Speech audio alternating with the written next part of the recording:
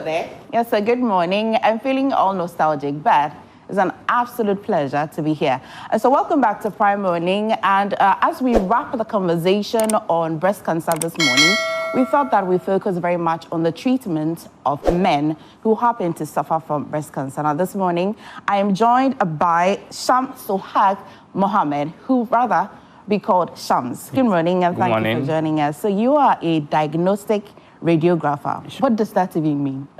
So basically, we take diagnostic images of clients. Anybody at all can take diagnostic images. So the scans. I like that you speak up slightly for me. Okay, the scans, the X-rays, the MRIs, and the CT. So that's what we do. Okay, so it suggests to me that you've seen many cases of men. Is it very common? I find it that is rare, but is it very common? It's very rare, not very common. We get very few men coming in to taking scans, mainly for the breast, unless it's routine or they have some certain problems. But then, to the case of cancer, it's actually very rare. Very rare. So on the scale of, say, 0 to 10, what percentage will we give to, what ratio will we give to men who suffer from breast cancer? 0.5. 0.5? Yeah, that's very low. Okay, and if they happen to be diagnosed with it, is it a very dangerous situation? When it's diagnosed very late, that could be very dangerous. But then the early diagnosis usually helps in a long way with the treatment. Okay, all right. Now today we're focusing on the treatments particularly, but let's talk about it generally, the treatments that are available if a person is diagnosed with breast cancer. Then we'll zero it in on the men. Generally, what's the treatments like?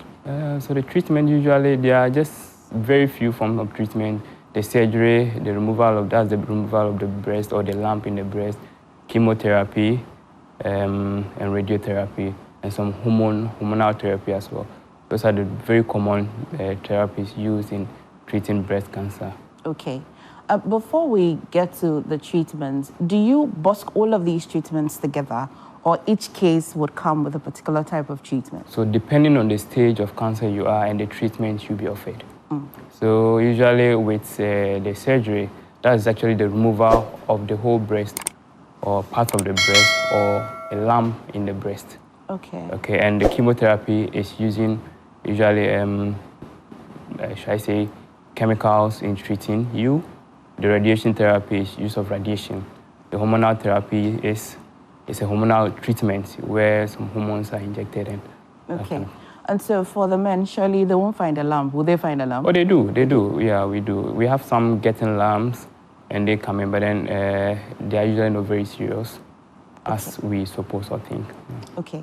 Now, let's talk about risk factors before we even go to the treatment part of it. Men, do they have similar risk factors to women?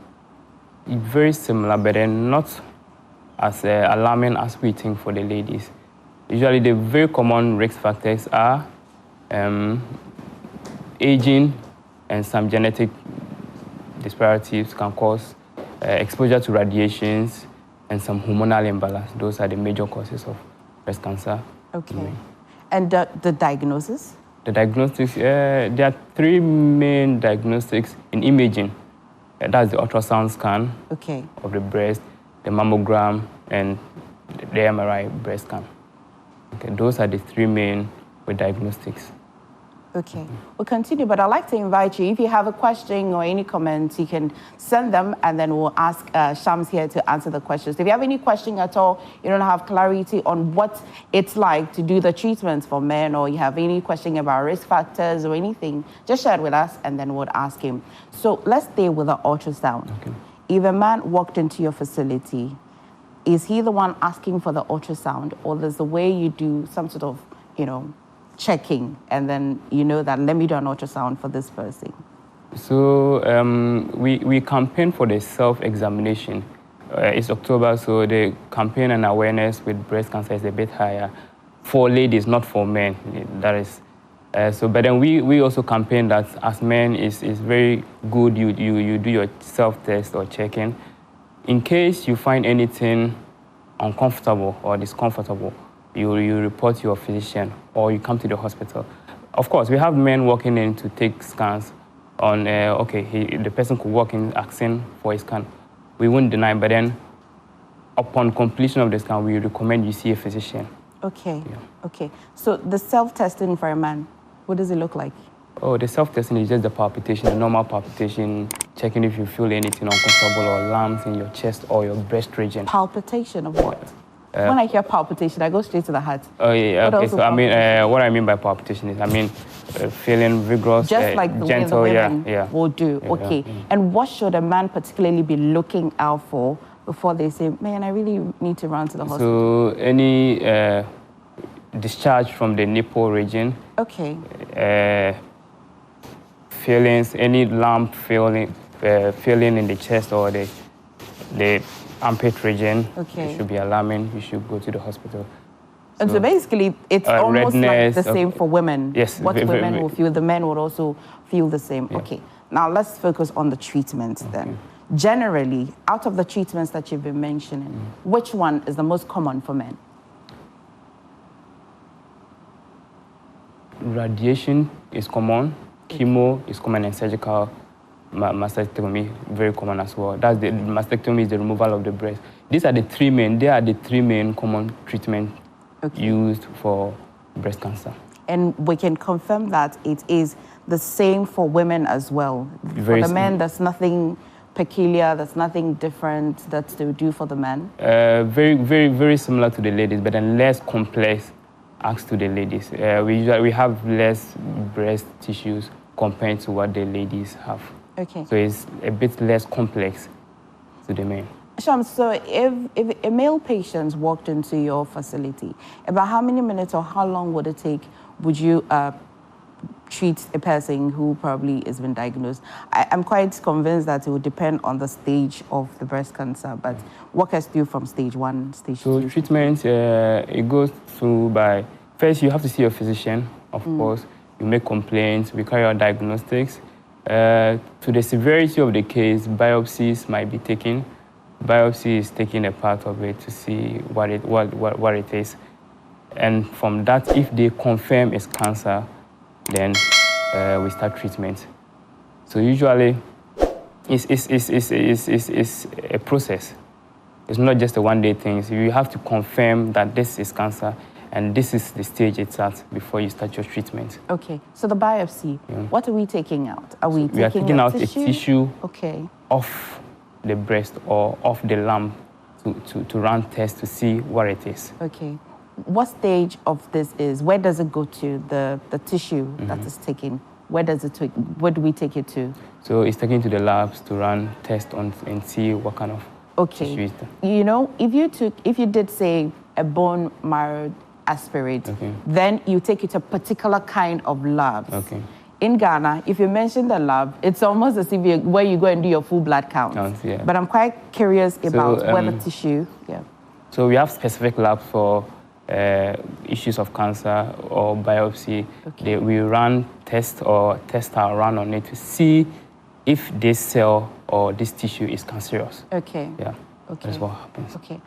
The stories or the science that says that when women go through the treatments, whatever form, they lose something. The skin color will change. Yeah. Some will lose their hair. Is it the same for men? Yeah, usually with the treatment. With chemo, you tend to lose, your color might change a bit and you tend to lose hair.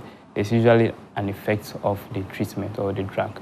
And this is peculiar to the chemo only? Yeah, chemo and some form of radiation. Which ones of the radiation? So this is where you are exposed to radiation for treatment.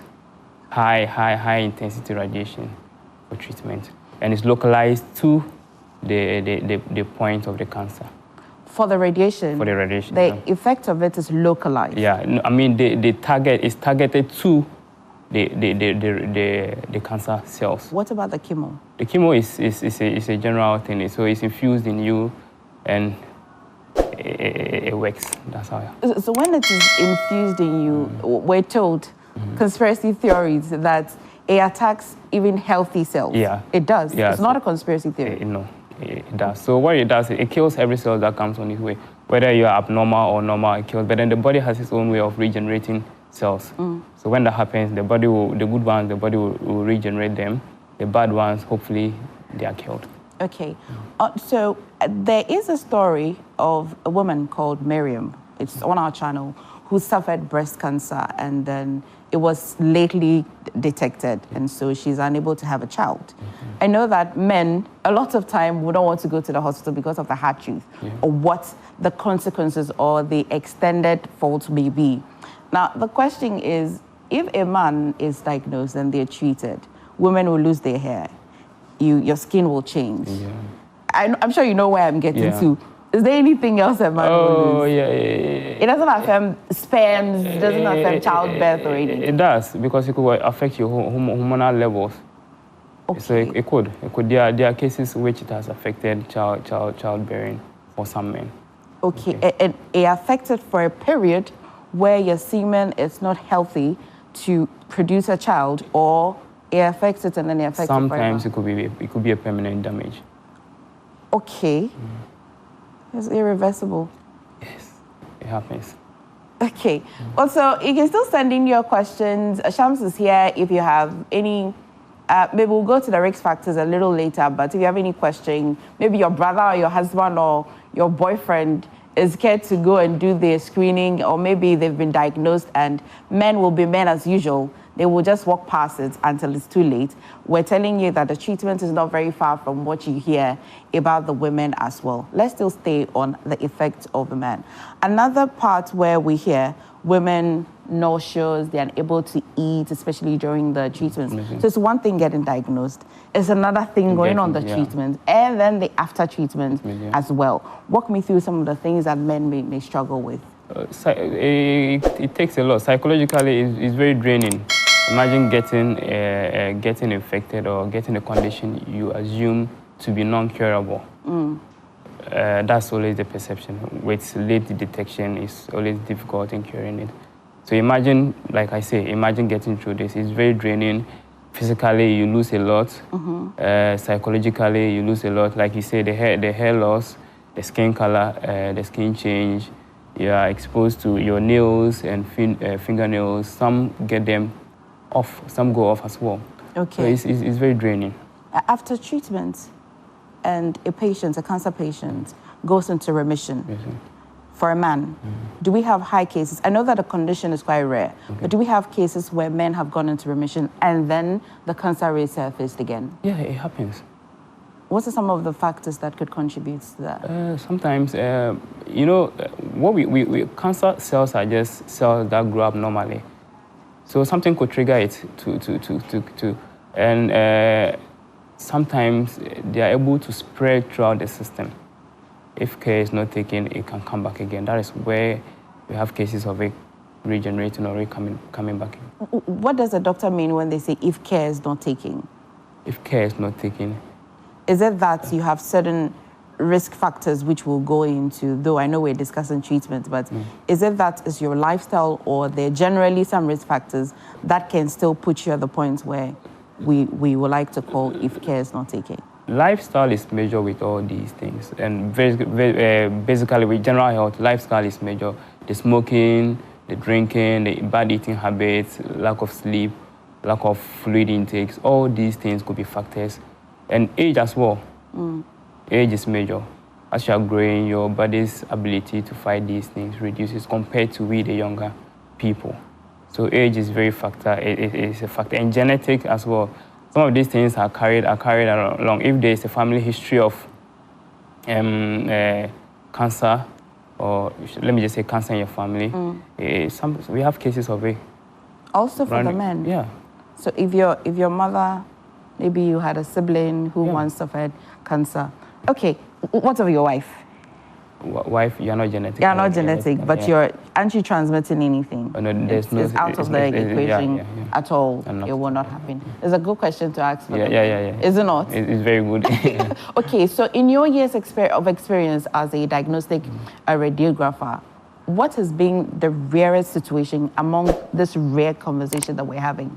A man walked in for treatment or some form of diagnosis, and it's rather very weird. For example, you'd expect that a patient will show symptoms maybe in the breast, but the symptoms is showing somewhere else. And then both the prognosis and the diagnosis is now showing that it is breast cancer. Other situations we have situations like this. And we have other situations where other cancers spread and they affect the breast. So it metastasizes and it gets to the breast region or the chest region. Starting from somewhere Starting else? from somewhere else, yeah. Onto the breast. In that case, how would a person look out for the symptoms?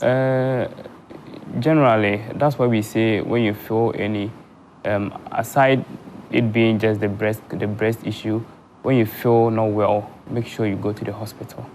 Okay. It's very vital with these things. General health care, when you are not feeling very fine, make sure you go to the hospital.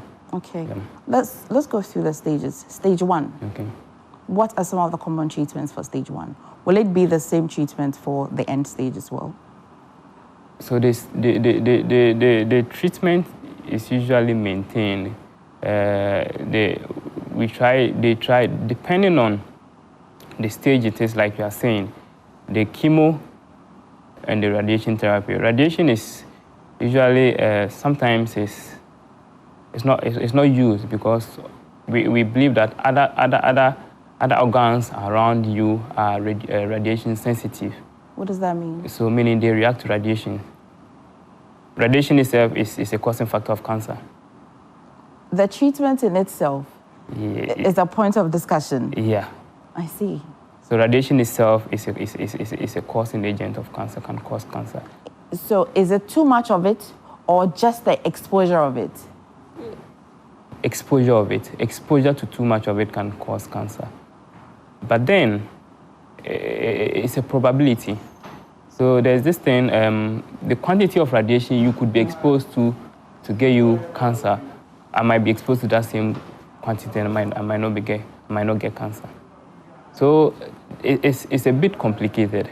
Okay. So the breast region for a man, if you're on treatment, some form of treatment, for example, radiation as we're talking about, tell me some of the extended organs that are likely, the immediate extended organs that are likely to be affected by the radiation. So your lungs, your muscles around, the pectoralis muscle, that is just the muscle which... What's that? That's the muscle which the breast lies on. Okay. Okay, so, but then muscles are usually not that radiosensitive compared to the lungs or the spleen or even the stomach or your intestines. The spleen? Yeah, the spleen is radiosensitive.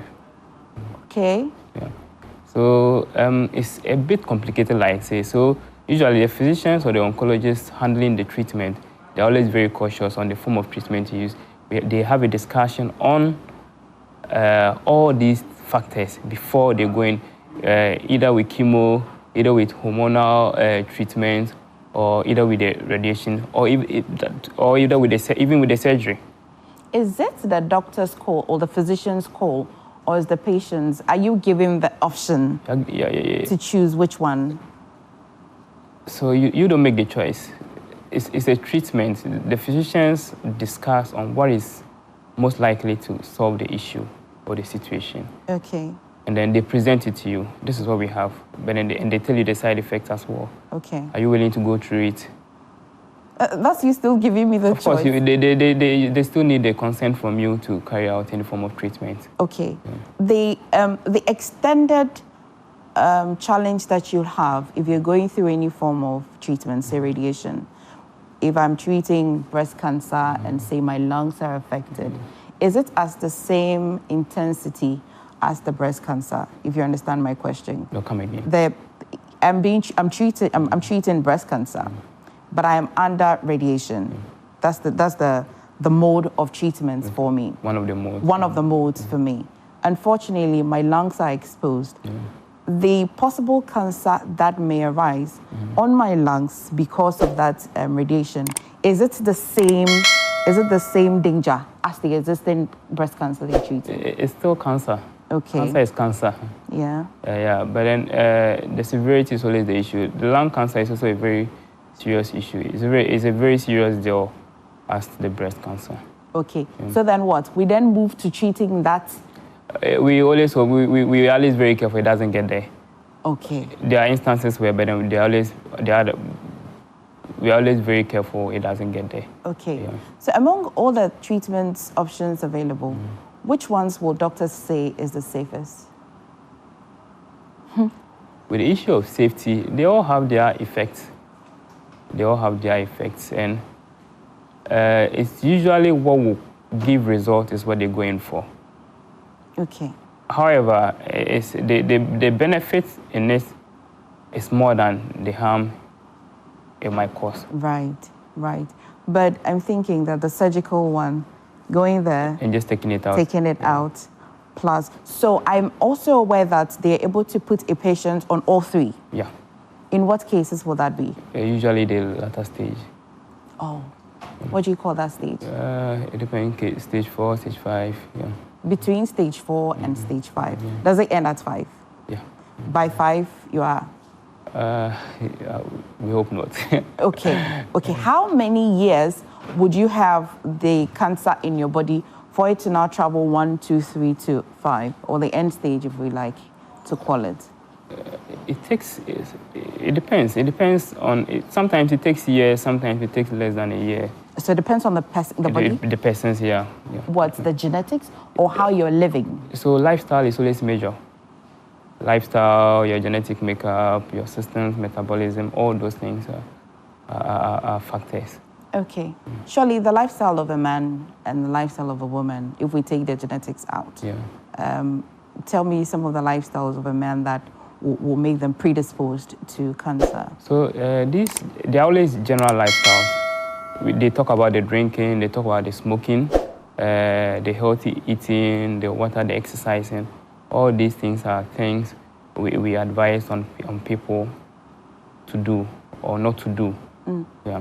So, but cancer is very dicey. Yeah. It's almost as though you do everything and still cancer. If cancer wants to get in there, it gets in there. It gets you. Okay. But then you can always be safe by just living healthy and taking very good care of yourself. So for a man, will the age matter? Age matters a lot. For you to be predisposed, for the predisposition? Age matters a lot. What would be the age 60 years and above. That makes you more predisposed? More predisposed. Why? Generally, the ability of your system to keep up and fight infections, your immune system is a bit weaker, so all those things are factors. Okay. Okay. The breast generally for a man, you don't see anything. You only see some small hairs and some small pointed nipple over there. Yeah, unlike a woman where sometimes it's inverted or it's you can see it's quite profound.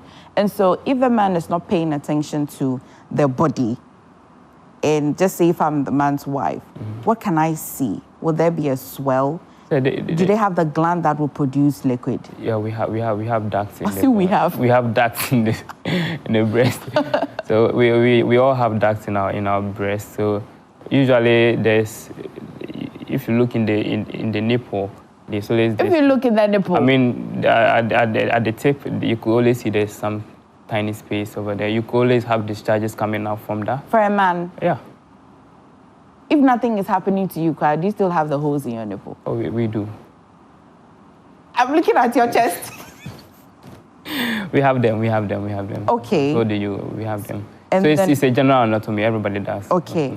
And so this liquid that will come out, so that we're not running to the hospital sounding like everything is alarming. Generally, would you have a little bit, whether small or much? Liquid? Any discharge you get from your nipple as a man, I think you should head to the hospital. Okay. Or see a physician or something. Okay. What else are we So redness, swelling. On the nipple? On the nipple or around the chest region. Discoloration, where redness falls. Discoloration, darkness, red. You should see your... Which means that you should originally know the color of your nipples as a man. Yeah, because there's any change. The color is I think is similarly the same for everyone. Shams, one That's right.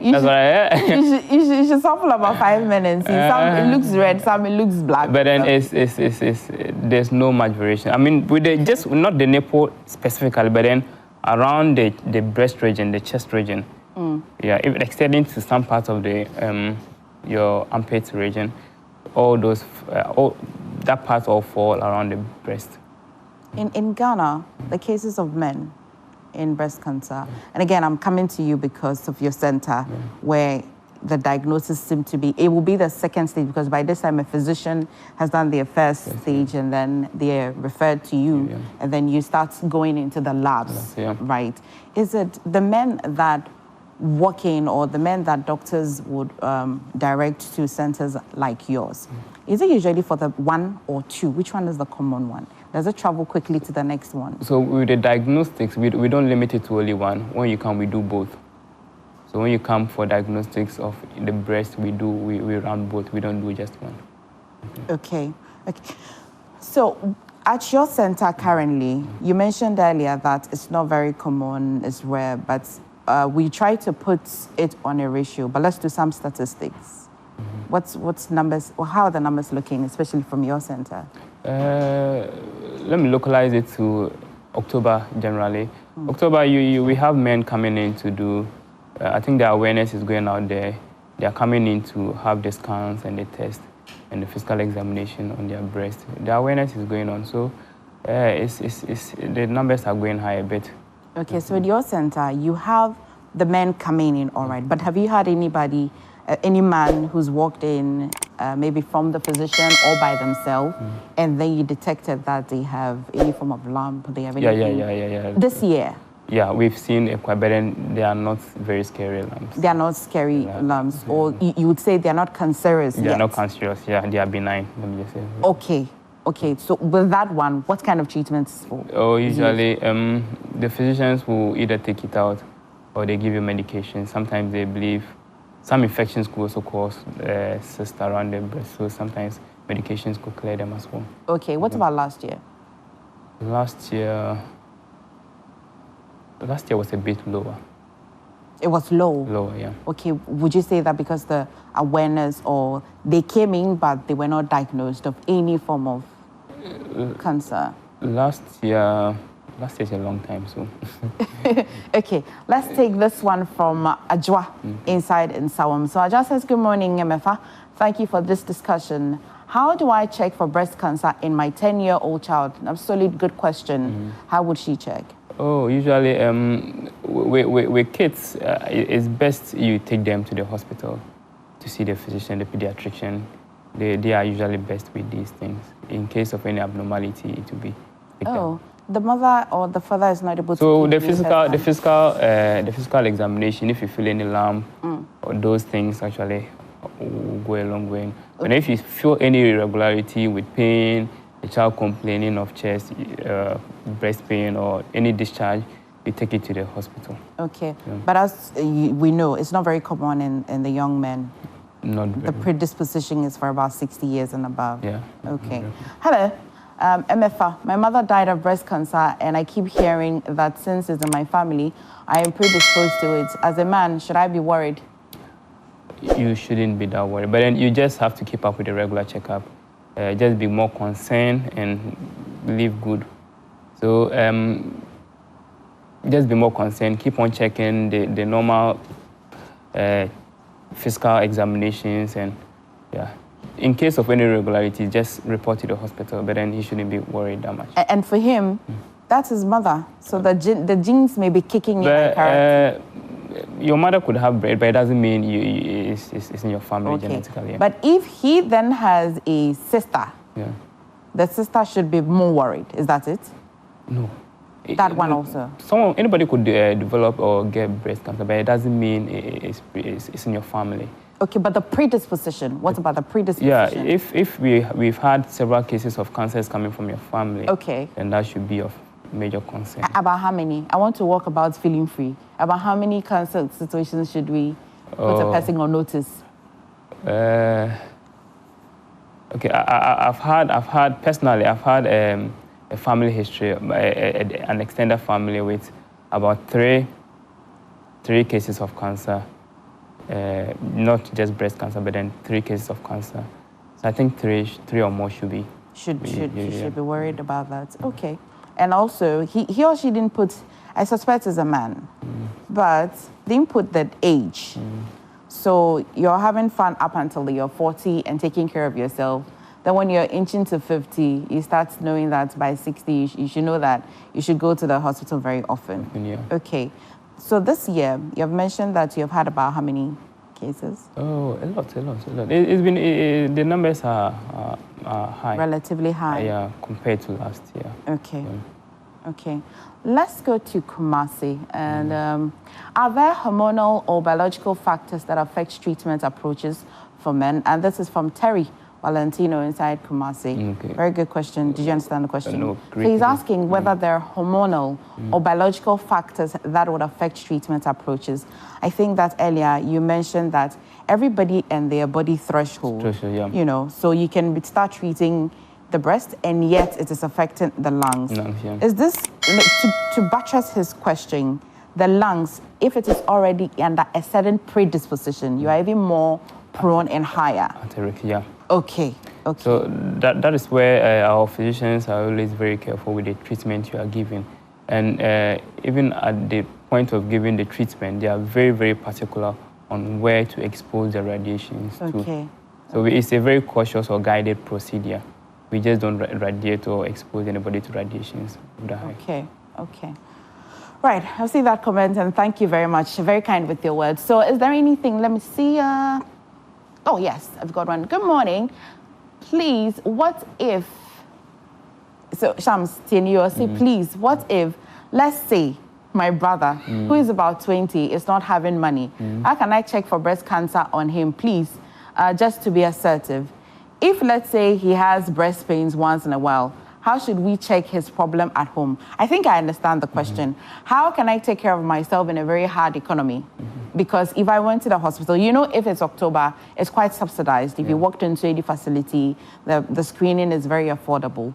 But he or she is asking that, how often can I check it by myself and not spending too much? So, tips, I'll be checking. So, like we always say, the physical examination, self-examination.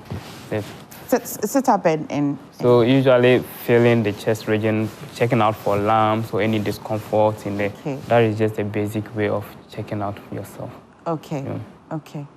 So, yeah, in trying to do the management of the finances, that's what you do. Learn and look out for it yourself before. If it's quite alarming, then you run to the hospital. So next year, some more discounts be 1%. We do a lot of discounts. You do? Our facility, we do discounts. Okay. So we're just going to wrap. Where are you located?